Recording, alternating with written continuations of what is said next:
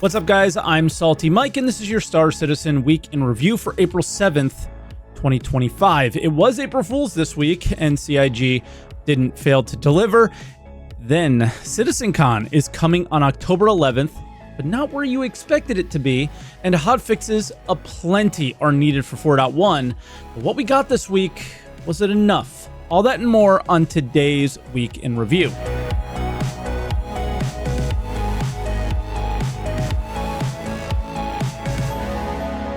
And as always, if this is your first week in review, this is where I take all of the official Star Citizen news each week, put it into one video, and share some of my opinions about it. I also live stream on Twitch, twitch.tv/SaltEMike. Stop by and say hi if you haven't yet. I really enjoy seeing you guys over there. Even without any video updates this week, we do have a lot to get through. But before we get to that, let me share with you today's sponsor.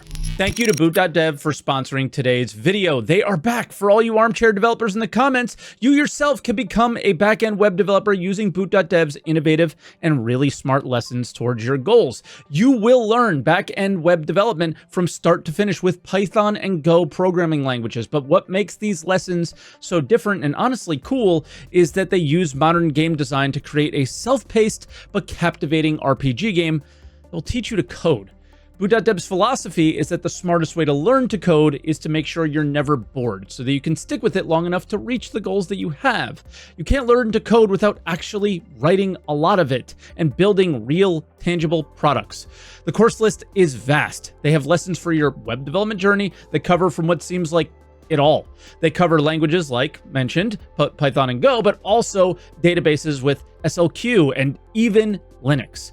They have an active Discord that will help you if you ever get stuck on anything and even help you to prep for an interview.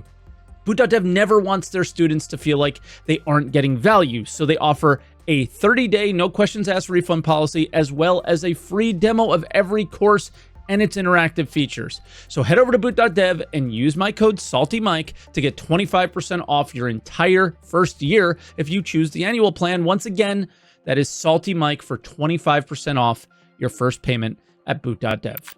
All right, thanks for engaging as always with the sponsors. Boot.dev is a really great site, but we have a lot to get to, so let's jump into those patch updates.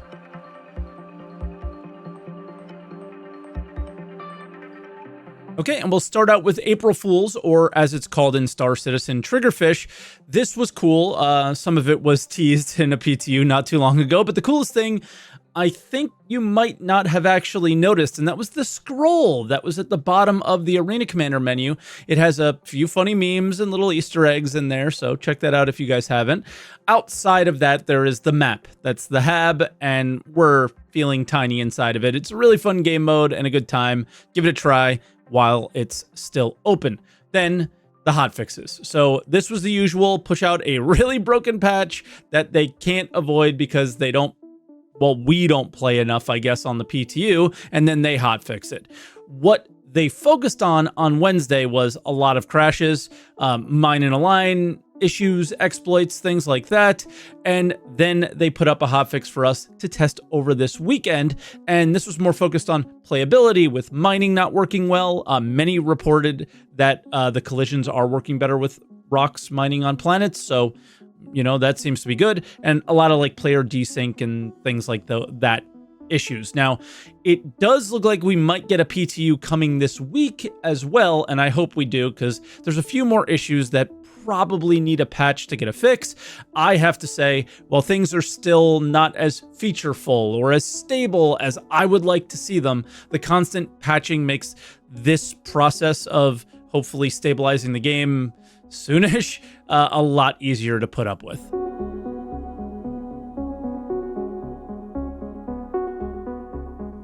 All right, and then we had a monthly report, and we'll start out with AI features as we usually do. And this was a bit funny as they made it seem like all of the Valakar were a focus, but specifically the junior variant.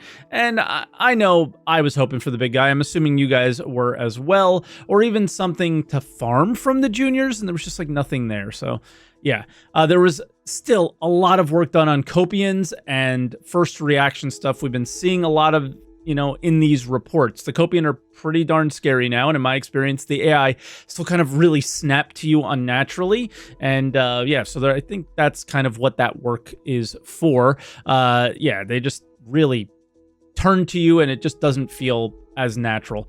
Character art. My main reason for including this in the section was it was another heavy armor mention. Now, I doubt this was the tracker armor that we discussed last week in terms of what they've done in the past. It does sound like what they're about to do.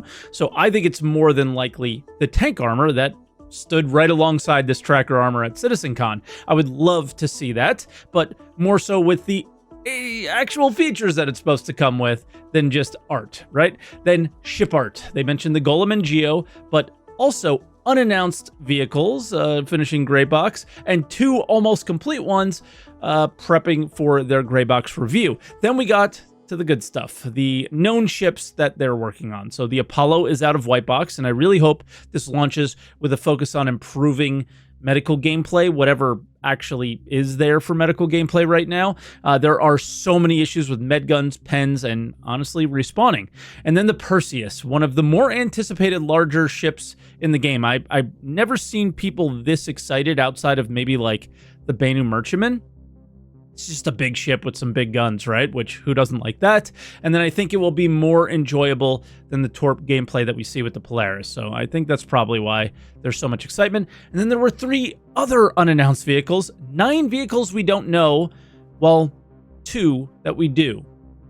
Something just doesn't feel right. I just feel like there should be more of a balance to creating what already was sold versus selling more. I'm not saying don't make new ships, and I'm not saying only make the old ships, but that's not balanced, right? And yeah, you get a lot to get through in the backlog. How are you going to get to it if you're making 9 new ones and only 2 old ones? Just doesn't make any logical sense to me. Then for core gameplay, this is usually the longest section of the report, and to nobody's surprise, it is again. So starting out, we have engineering. They first worked on some bugs, and yeah, man, please fix the issues with the power pips on ships. I don't know if anybody's feeling that pain like I am. None of this matters if the changes we are making aren't even sticking, right? So it doesn't matter what you do with engineering. If there's bugs, it's not going to be enjoyable. Coolant changes are the biggest highlight. I don't think you're going to be able to just turn coolers off anymore, which means power pips will play a much bigger role for things like shield health and DPS.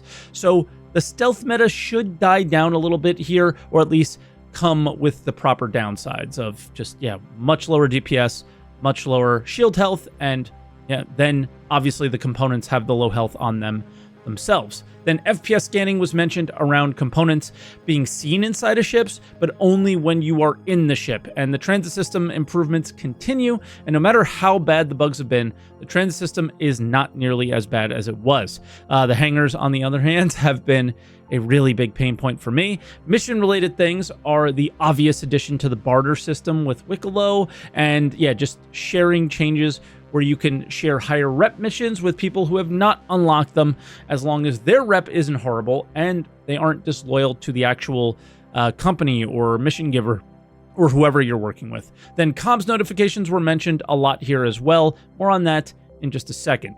The economy was next, and I just thought this was a funny and also super sad entry because the economy team has mentioned spending time balancing rewards from supply and die that nearly everyone told them was out of balance in the PTU, but at the bottom, they also mentioned the idea to maximize player choice. And supply or die, they did that, right? And I think it lacked a little bit with the line in mind, but that is more because of the mission design than anything the economy team did, I would think. And then what's funny and sad is that they created so much inflation in the game, like a lot. And after talk about how they were really working on balance, I would love to see the numbers one day of just how much money was injected in the game versus how much was removed from it via things like taxes or fuel or whatever, right? And then narrative.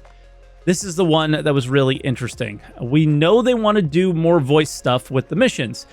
And here they mention 2 new faction representatives to work with during our future contracts. We will kind of know who one of them is because we know the headhunters are making their way to Stanton, and who fights back pirates when they go to Stanton.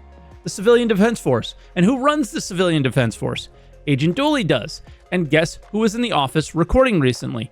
Anna Dimitriou, who we know does the performance capture for Agent Dulli. So I think it is safe to say that we know who one of them is, but the other one, I have no idea. Maybe a Headhunters representative, maybe, I don't know. Best guess is for you guys, leave them in the comments. So with that, let's move on to some other updates.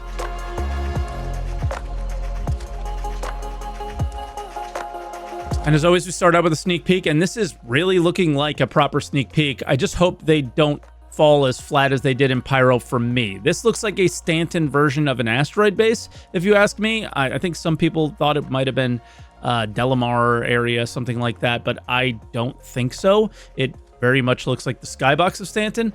So, like I said, I do hope the reasons to go, basically to go to these isn't complete some 6 out of 6 mission task. CIG can do locations fantastically. This looks amazing, but what we do there is what matters the most. Then for dev posts, there's a new referral program. So this is both awesome and really awful at the same time. It took my video on the TV channel to understand, like, from the comments, how bad it was affecting more people than I thought. Basically, they want to redo the referral program and make it more front-loaded, not with stupid stuff that doesn't matter as much in today's game. The issue here is they're starting from scratch. So the progress people have made will be reset. If you are at 9 referrals, you don't get a 10th. You just lose your progress towards that Gladius you've been working towards for possibly years. To be clear, you don't lose the rewards you already have, but you do lose progress towards your next one. So for example, I'm at 345 referrals. My last reward was at 200. I lose 145 referrals here in progress towards the next one. That's kind of wild when you think about it. In this case, I could care less about this stuff. This does not matter to me. But for people who do look at this as like account progress, this is kind of insane. So the only feedback I really have on this is that they give, don't give one more Drake Dragonfly as a free fly reward. I'll just kind of lose my mind there, because it's not just about the like the tracker system. It's also how they do their free fly and things like that, right? So I just hope it's more like bespoke stuff, little items in the game, things like that, while, the program is more for that ship progress that they do. So we'll see what goes on with that. And then for more dev posts, the year of playability, Silo comes on again to try to calm the frustrations of the player base after CIG continued to do the same thing every single month. Wait until the very last minute, release a broken patch on a Friday, and try to hotfix it later. Nothing he said made me feel any better. Their actions improving would, though. And that would be really cool if they just changed their actions a little bit. The same old song and dance is getting quite old. Then Citizencon 2025. I'm really happy to see it's actually a departure from the same old. Citizencon will be digital this year, and it will be on October 11th. The reason it's digital is there's just too much happening with the company.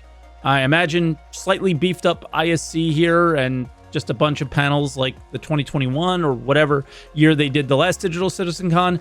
That was probably my favorite outside of last year because it was just clean. It was to the point. There were no delays for setting up the next panel or anything. They just ran some pre-made videos and said what they wanted to say, how they wanted to say it without any confusion. I'm sure the community is hard at work planning watch parties, and we'll find a way to make it a special day, in person with friends and stuff like that. And then for subscriber promotions, the month sub gear is actually kind of good. You can see 10 years from now, remembering the first time you interacted with Wicklow with an item like this sitting in my hab, if the game actually is made, of course. Starting out with the $10 item, it's a Wicklow leather jacket. I never wear clothing, so I feel this one's a bit of a bummer, and as I'm a $10 sub. But the $20 sub item is more up my alley, a bust of Wicklow, the type of item that just sits there, but it represents a moment in time. Even in my real life, I'm a sucker for that stuff, right? They have a package of the two of them in the shop as well. And then lastly, ships of the month are a Buccaneer for the $10 subs and a Buck and a Corsair to try for $20 subs. Moving on to Test Universe Champions.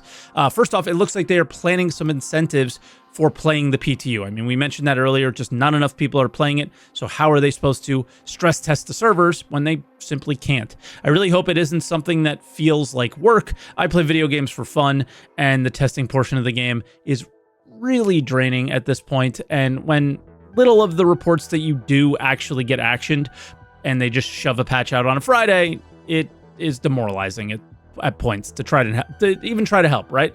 But they also changed the rewards a bit based on some feedback, which was nice. So some of it was related to the issue council, but less stuff that can be abused. People used to mark nearly everything as a dupe with a bot probably, but attempt to earn a free ship. Most things here were based on the amount of time and actions done in the PTU, which is much better than the way that they were doing it. And that's where we'll leave it this week. So thank you so much for watching. I hope you enjoyed this week in review. If you did, leave a like, subscribe if you want to see more weeks in review, and comment on anything that we talked about down below. And I'll catch you guys next week.